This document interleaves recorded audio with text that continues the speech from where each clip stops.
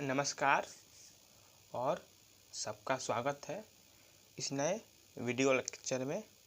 Class 9th के लिए, Bihar board के बच्चों के लिए। तो हम लोग जो दूसरा पार्ट था ययाति, उसके लॉन्ग आंसर क्वेश्चन हमने कंप्लीट कर लिए थे और उसके बाद जो कॉम्पोजिशन था उसको भी पूरा कर लिया था, और जो एक टेलीग्राम था उसको भी हमने पूरा कर लिया था। ठीक है, तो आज का विषय है हमारा टॉपिक नंबर डी। ठीक है, तो हम दिखा देते हैं डी क्या है। डी है वर्ड स्टडी, शब्दों के बारे में। तो D.1 क्या है, डिक्शनरी यूज। अगर आपके पास डिक्शनरी है तो बहुत अच्छा है, वरना फ़ोन में भी रहता ही है। तो पहला सवाल देखते हैं हम लोग। Exercise 1, correct the spelling of the following words. जो निम्नलिखित जो शब्द हैं उनके स्पेलिंग में कुछ गलती है, उसको सुधारिए। ठीक है, तो पहला क्या है, VIGOR। हम लोग जानते हैं कि ये गलत है। सही क्या होगा हम लिख कर रखे हैं, या आप खुद से भी समझ सकते हैं। ये VIGOUR विगर मतलब होता क्या है, तो विगर मतलब होता है ताकत या जोश, उत्साह। दूसरा ऐसे ही है पिटीफुल, तो यहाँ पर इसका क्या हो जाएगा, इसका हो जाएगा PITI। यहाँ पर PITY दिया हुआ है उसमें। ठीक है, वो गलत है। एक्सरसाइज में अगर आप जाएंगे तो आपको मिल भी जाएंगे ये पूरे शब्द। ठीक है, जैसे यहाँ पर ययाति बोलते हैं कि हमको अपना जीवन पूरा विगर के साथ जीना है, यूथ अपना, है ना, अपना जवानी पूरे जोश के साथ जीना है। तीसरा क्या है, तीसरा है RELEIVE। ये भी गलती है। इसका सही क्या है, RELIEVE। ठीक है, ऐसे ही चौथा का आंसर क्या हो जाएगा, बेस्टो। बेस्टो मतलब देना, प्रदान करना। फिर पांचवा क्या है, इंडल्जेंस। इंडल्जेंस मतलब आसक्ति होता है, अटैचमेंट कह लो, मोह। ठीक है, और रिलीफ मतलब होता है राहत देना। ठीक है, तो ये पूरा हो गया, हम पूरा हो गया। चौथा ये भी गलती था, इसमें यू नहीं होगा, और यहाँ पर इंडल्जेंस, यहाँ पर जे के स्थान पर जी होगा। ठीक है, दूसरा एक्सरसाइज, दूसरा है look up a dictionary and write two meanings of the following words, the one as used in the relation and the another which is more common. Dictionary के पास जाना है आपको, और जितने भी शब्द हैं इनके दो दो अर्थ लिखने हैं। तो जो हम पिछले पाठ में, पिछले लेक्चर्स में, जो पहला लेक्चर था या दूसरा लेक्चर, उनमें जब हम पाठ पढ़ाए हैं तो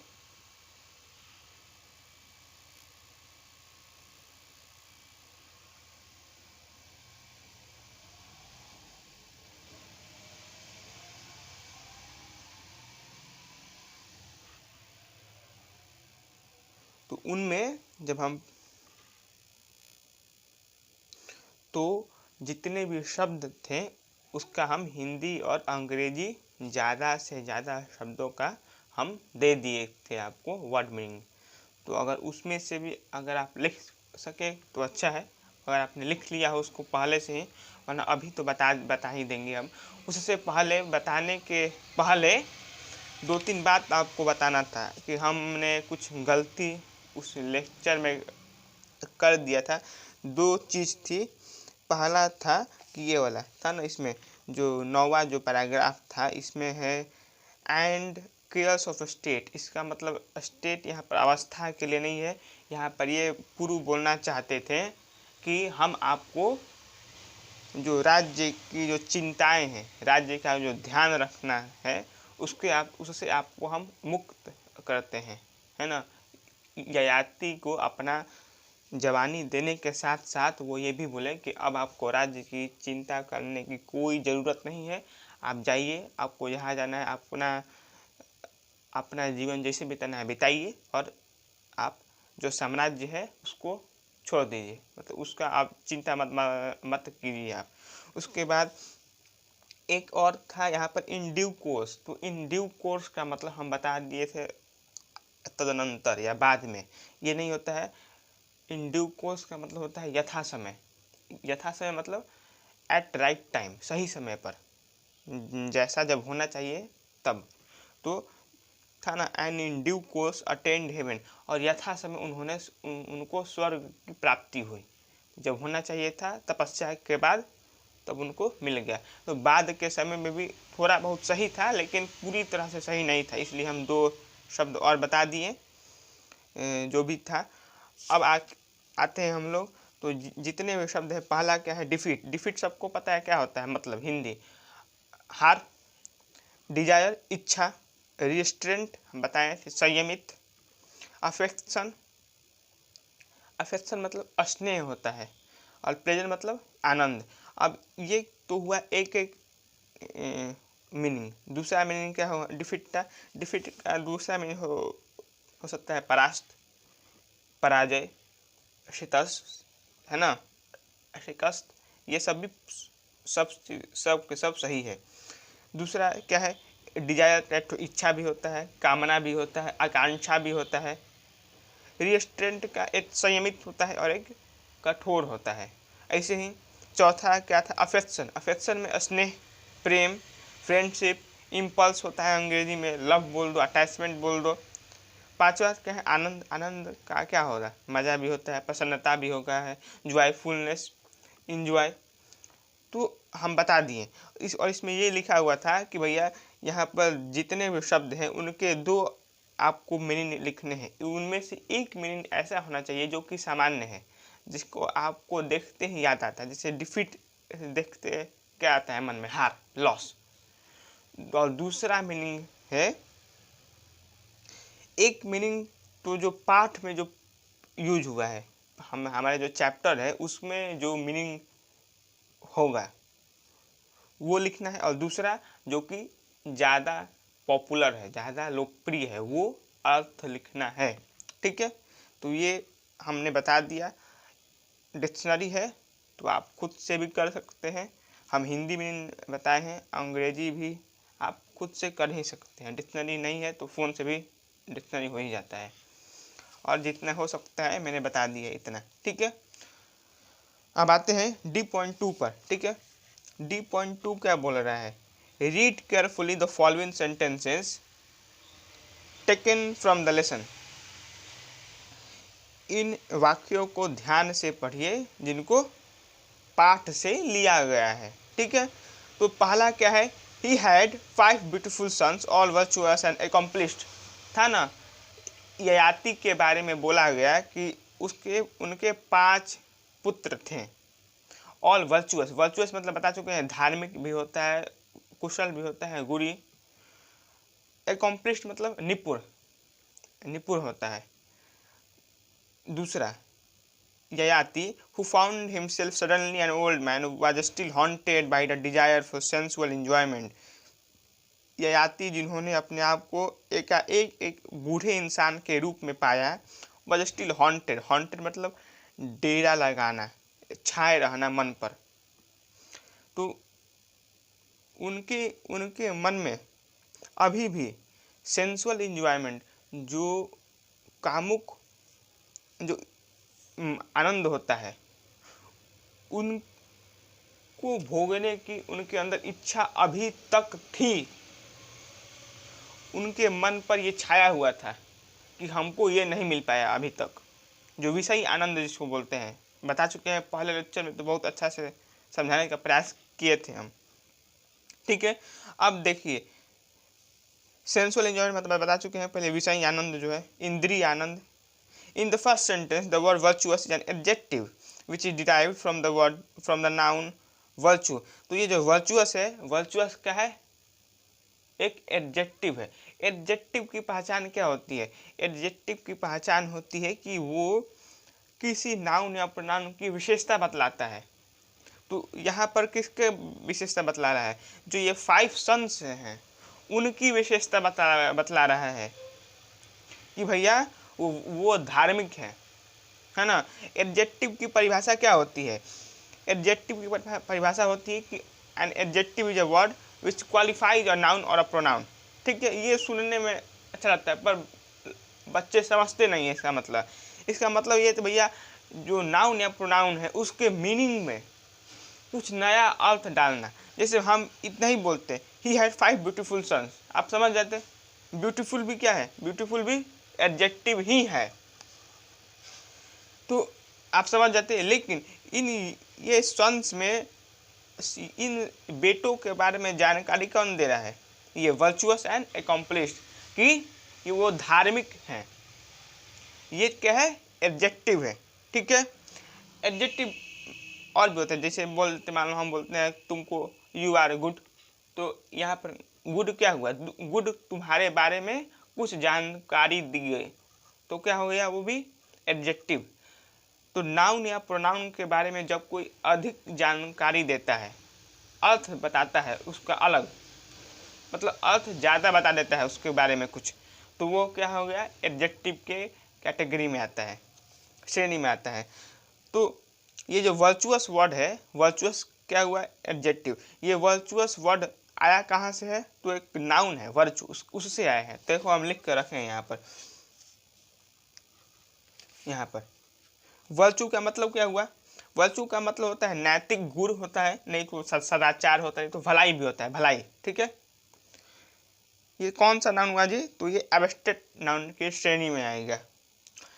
इसका और क्या मतलब होता है? अंग्रेजी मतलब मोरालिटी होता है, गुड बिहेवियर, अच्छा व्यवहार करना। तो एक तरफ से बोल सकते हैं वर्चू मतलब भलाई, इतना मीनिंग तो हम बता दिए। वर्चू से तुम सफिक्स लगाकर OUS तुम बनाते हो एडजेक्टिव, हम बनाते हैं एडजेक्टिव। और इस देखो ये भलाई क्या होगा? ये भलाई बन जाता है भला या नेक। इसका क्या होता है मतलब? सैक्रेड या गुड, पवित्र भी। तो यहाँ पर आप देखें, यहाँ पर वर्चू से क्या बना? वर्चुअस। और कैसे बना? सफिक्स। सफिक्स क्या होता है जी? तो प्रत्यय। प्रत्यय और उपसर्ग सबको पता है, उपसर्ग शब्द के पहले लगता है और उसका मीनिंग बता देता है, और प्रत्यय बाद में लगता है। वहीं प्रीफिक्स एंड सफिक्स, प्री का मतलब क्या होता है? जो पहले आए, तो प्रीफिक्स पहले आता है, सफिक्स बाद में आता है। तो वर्चू था, वर्चू का अर्थ बदल दिया वर्चुअस। दूसरे में ऐसे ये क्या है? इंजॉय है, इंजॉयमेंट। तो इंजॉय सब कोई जानता है। इंजॉयमेंट क्या हो गया? इंजॉय क्या हो गया? इंजॉयमेंट। इंजॉय मतलब क्या होना है? आनंद, मजा करना। तो इंजॉय क्या है? वर्ब है, ये है ना। किसी क्रिया क्या होता है? किसी का काम वाम के बारे में जानकारी देता है कि नहीं? वर्ब जो होता है एक क्रिया, वो क्या करता है? वो कोई एक्शन को बताता है कि भाई भैया कुछ काम हो रहा है ना। ठीक है, अब आगे देखो, तो इंजॉयमेंट क्या है? आनंद ले रहे हैं, कुछ ना कुछ हो रहा है। इंजॉय से क्या बना? इंजॉयमेंट। इंजॉयमेंट क्या है? नाउन।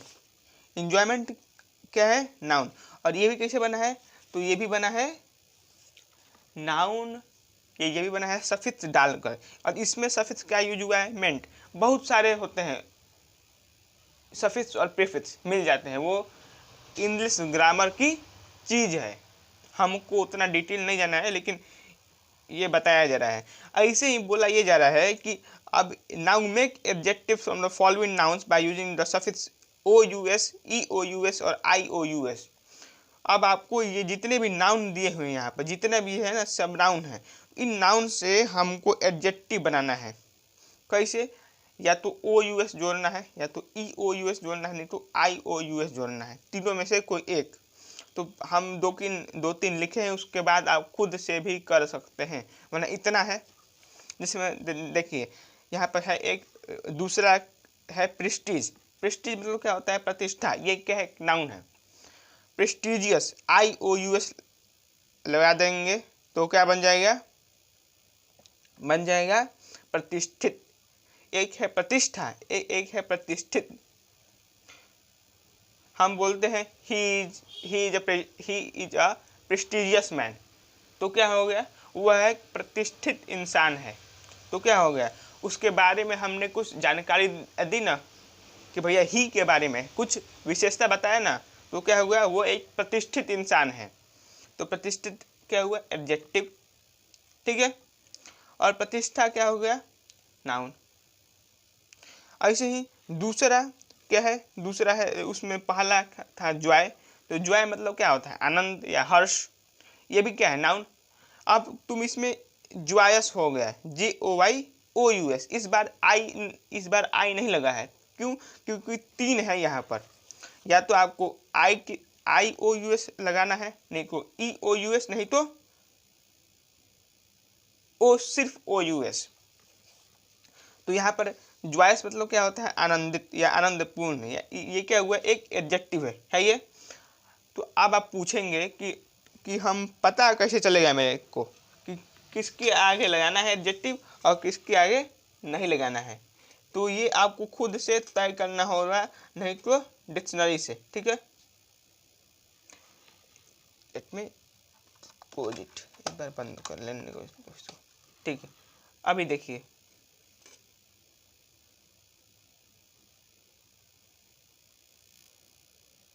उसके बाद क्या है, उसके बाद है एक है विगर, हम और भी बता देंगे। विगर का मतलब बता चुके हैं पहले, क्या होता है, ताकत या जोश, ये भी क्या है, एक नाउन है। इसका क्या हो गया, तो देखो इसका हो गया विगरस, वो क्या होगा, OUS जोड़कर, क्या, जोरदार या उत्साहपूर्ण, ये क्या हुआ, एक एडजेक्टिव है, ये क्या था, एक नाउन था, ठीक है। ऐसे ही एक है उसके नीचे ये वाला स्पॉन्टेनिटी, स्पॉन्टेनिटी स्पॉन्टेनिटी, तो ये क्या होता है, ये भी नाउन है, इसका मतलब क्या होता है, स्वाभाविकता या सहजता। स्पॉन्टेनियस हमने EOUS लगा दिया, तो ये क्या बन गया, एडजेक्टिव, इसका मतलब क्या होता है, सहज या स्वाभाविक। तो देख रहे हैं यहाँ पे स्वाभाविक और ये स्वाभाविकता, दोनों में थोड़ा सा अंतर है ना, ठीक है। अब आगे, तो जितने भी ये शब्द हैं, इनको बनाने के लिए आपको क्या चाहिए, आपको चाहिए कि आप जो रूट वर्ड है जिससे बनता है वो आप जान जाए, ठीक है, जिससे बनता है। जैसे मैं देखिए यहाँ पर स्पॉन्टेनिटी था ना, लेकिन हमने वाई के बाद नहीं लगाया, हमने उससे ई के बाद ही यहाँ पर था ITY, तो ITY को हटा दिया हमने और क्या लगा दिया, EOUS। तो आपको ये जानना पड़ेगा खुद से, हम नहीं बता देंगे कि इसके बाद लगाना है, अपने अनुभव से। जैसे यहाँ पर है पॉपुलेशन, को इसका क्या हो जाएगा, पॉपुलस। विगर का बता चुके हैं, विगरस। डेंजर का डेंजरस। करेज का करेजियस, इसमें लग जाएगा। लेबर का लेबोरियस, इसमें आई हो जाएगा। पीटी का पिटियस, PITIOUS। विक्ट्री का विक्टोरियस। इंडस्ट्री का इंडस्ट्रियस, हाँ इंडस्ट्रियस। लग्जरी का लग्जरियस। मेरिट का मेरिटियस मेरिशियस। स्पॉन्टेनिटी का स्पॉन्टेनियस। कॉन्टिन्यूटी का कॉन्टिन्यूअस बता चुके हैं। देखो कॉन्टिन्यूअस मतलब क्या है, निरंतर। कॉन्टिन्यूटी मतलब निरंतरता। दोनों में थोड़ा सा अंतर है ना, ज़्यादा अंतर नहीं है पर थोड़ा सा अंतर है। ऐसे ही और क्या है, ये है ह्यूमर, तो क्या हो जाएगा, ह्यूमरस।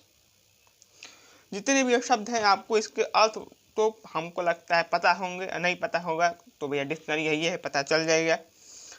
जैसे में लग्जरी क्या होता है, विलास। इंडस्ट्री क्या होता है, कल कारखाना। विक्ट्री मतलब जीत। पिटी मतलब दया। स्पॉन्टेनिटी मतलब बता चुके हैं, स्वाभाविक या सहजता। कॉन्टिन्यूटी मतलब निरंतर।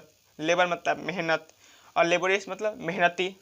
बुझाया, तो थोड़ा सा अंतर है सिर्फ। उसके बाद क्या है, ऐसे ही दूसरा है, ये जो वर्ब है, क्रिया है, इससे आपको क्या बनाना है, इससे आपको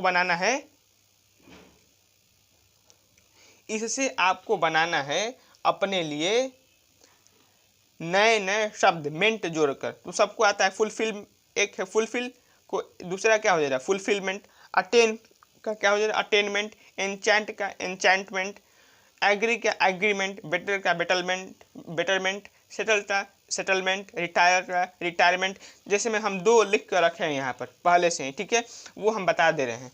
देखो जैसे जैसे में यहाँ पर फुलफिल हम लिख कर रखे हैं, ये है ना, ये 2। फुलफिल मतलब क्या होता है पूरा करना, और फुलफिलमेंट मतलब पूर्ति। फुलफिल मतलब क्या है पूरा करना, और फुलफिल मतलब पूर्ति मतलब हो चुका है। अटेन मतलब प्राप्त करना, हम प्राप्त करने का जो प्रोसेस है, जो क्रिया है, उसको बताया जा रहा है। और अटेनमेंट मतलब प्राप्ति हो चुकी है, खत्म हो चुका है। तो अटेनमेंट हुआ, ये क्या हुआ फुलफिलमेंट। ऐसे ही जितना भी आप बना सकते हैं।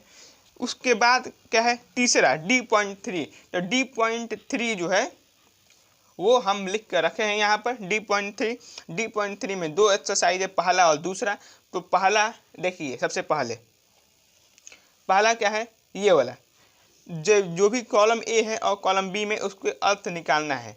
मोरली गुड ये चैप्टर से निकालना है, अपने पाठ से। मोरली गुड का क्या होगा, तो मोरली गुड का हो जाएगा वर्चुअस, हम लिख के रखे हैं क्या है वर्चुअस। ऐसे ही पेनफुल फीलिंग, तो क्या हो जाएगा पिटियसली, जो हम बोलते हैं ना पिटियसली अपील टू देयर चिल्ड्रेन। कौन, तो ययाति। और क्या बोलता है ययाति के 5 बेटे थे, 5 वर्चुअस थे।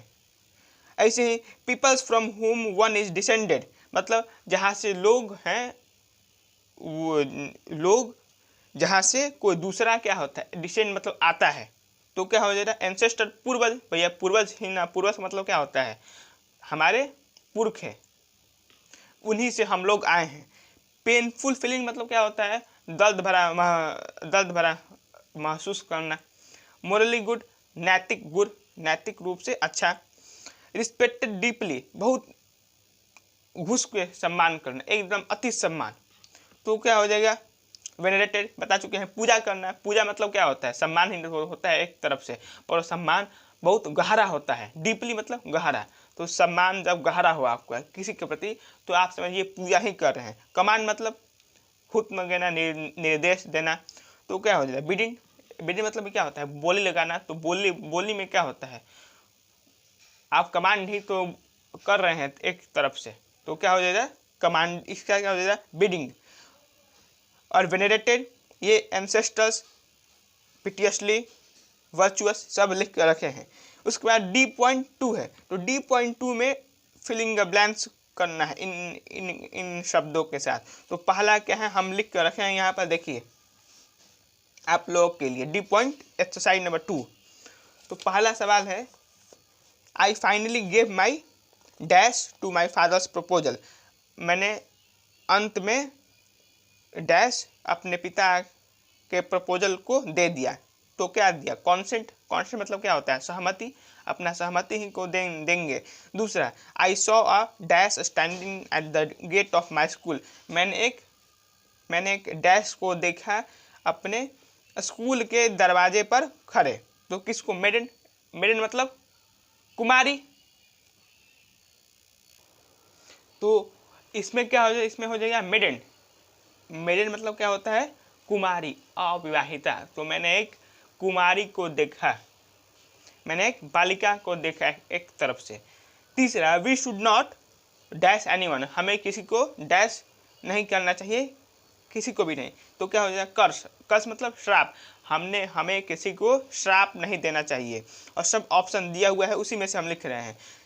चौथा ही dash me and I become angry, उसने मुझ पर डैश किया और मैं क्रोधित हो गया। तो क्या किया ही मॉक्ड मतलब मजाक उड़ाया, तो उसने मेरा मजाक उड़ाया और मैं गुस्सा हो गया।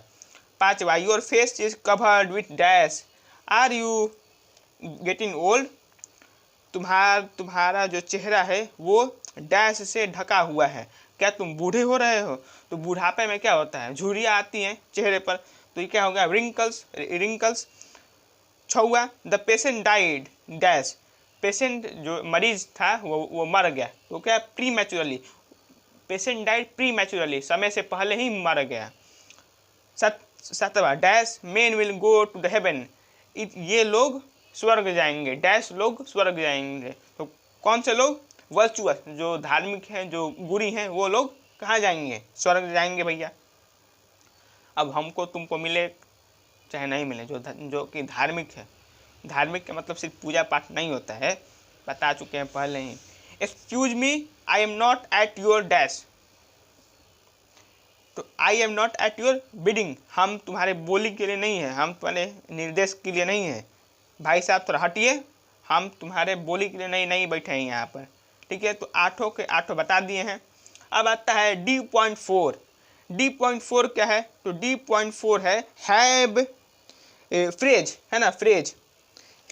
इसमें करना क्या है? तो भैया फ्रेज क्या होता है बता चुके हैं पहले वाले ही पाठ में कि फ्रेज एक वाक्य का भाग होता है जिसका कोई अपना अर्थ नहीं होता है, लेकिन वो सेंटेंस में लग के बदल देता है अर्थ, ठीक है।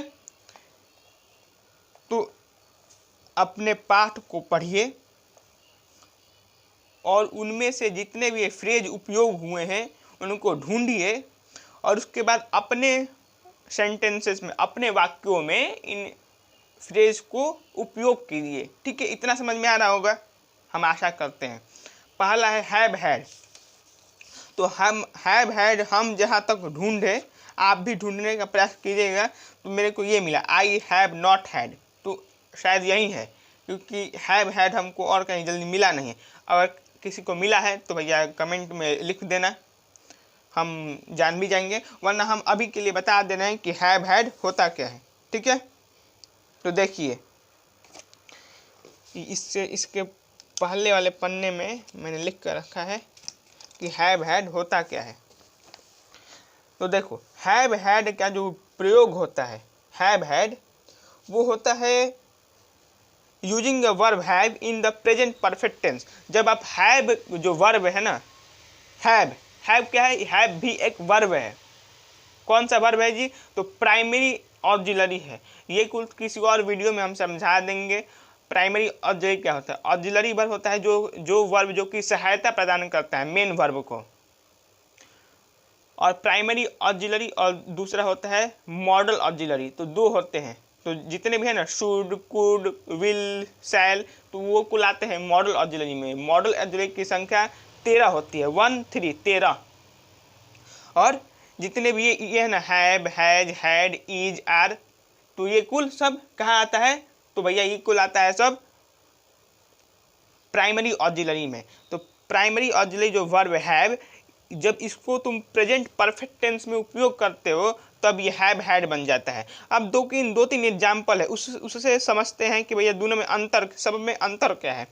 तो देखिए पहला है I have a lot of homework, मेरे पास बहुत सारा काम है, गृह कार्य है, होमवर्क है। I have a lot of homework मतलब अभी भी है, I have a lot of homework मतलब अभी भी है। दूसरा है I had a lot of homework this week, भैया मुझे इस सप्ताह बहुत सारा होमवर्क था मेरे पास, मतलब अभी वो होमवर्क समाप्त हो चुका है, अभी हम उसको पूरा कर लिए हैं, अब मास्टर जी से पिटाने का कोई चिंता नहीं है। मतलब ये बता रहा है कंप्लीटेड, पूरा हो चुका है भैया, चिंता करने की ज़रूरत नहीं है। और ये क्या है? ये बता रहा है कि अभी है, अभी होमवर्क करना है, जैसे आपको भी अभी करना है। तीसरा I have had a lot of homework this week, अब इसका मतलब क्या है? मेरे पास इस सप्ताह अभी होमवर्क पड़ा हुआ है। अब इसका हिंदी अर्थ निकालना थोड़ा मुश्किल है। इसका मतलब ये है भैया कि इस सप्ताह जो है मेरे पास होमवर्क जो है वो ऐसा हो सकता है कि ये बताया जाता है पास्ट में, इस सप्ताह के लिए अभी ऐसा हो सकता है कि वो होमवर्क अभी भी चल रहा हो या खत्म भी हो गया हो। I have had a lot of homework this week. और अंतिम, इससे आप ज़्यादा समझेंगे, I have had a lot of homework last week, ये गलती है। क्यों? क्योंकि ये बोला जा रहा है जैसे आप लास्ट वीक बोलते हैं, मतलब लास्ट का मतलब क्या होता है? पिछले सप्ताह।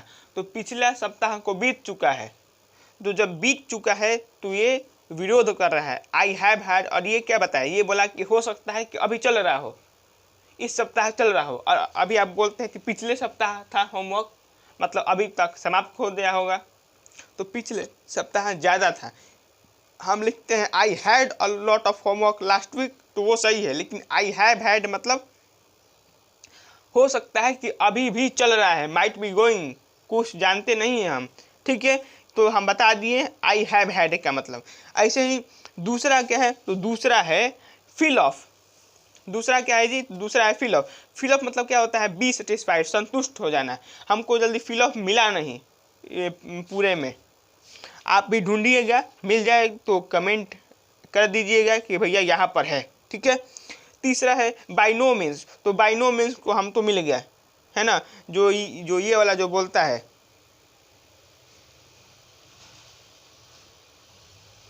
वो जब बोलता है कि he could do by no means, देखो है ना, बाय नो मीन्स, यहाँ पर बाय नो मीन्स मतलब किसी भी तरह से नहीं, है ना। वो बोलता है ना कि भैया ये एक ऐसी चीज़ थी जिसको वो किसी भी प्रकार से कर ही नहीं सकता था, ठीक है। चौथा क्या है, चौथा क्या है, टेक अपॉन वन सेल्फ।